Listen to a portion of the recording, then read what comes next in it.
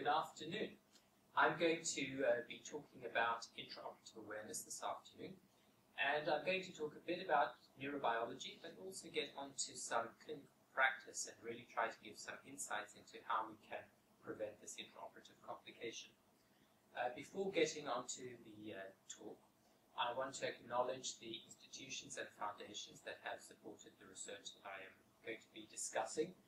Most notably the Foundation for Anesthesia Education and Research, or FAIR, and the American Society of Anesthesiologists, both of which provided generous support to some of the studies from which these data are taken, and also the universities shown on this slide, which were very generous in supporting these studies. I should also mention my collaborators at various universities, especially George Bashir at the University of Michigan, with whom I designed many of the studies that I'm talking about today. I have no financial conflicts of interest to declare.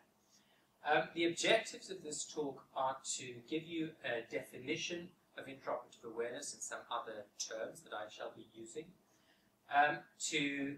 get to grips with prevention of awareness, talk about electro and encephalography changes with general anesthesia, and that you should have a sense of what is meant by effective connectivity, which is an important concept that people are talking about. There are some key questions that I think might help you to focus on some of the things you can learn in the talk, such as what's the difference between implicit and explicit memory,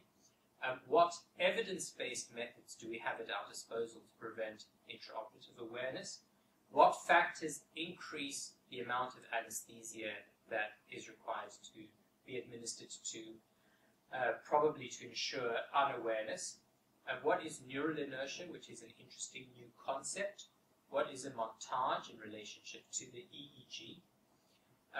what EEG changes might occur during general anesthesia that you wouldn't expect to see during natural sleep is something I'd like you to look out for and to think about. Why does the bispectral index, which is the most popular processed EEG monitor that we currently use, not prevent all cases of intraoperative awareness?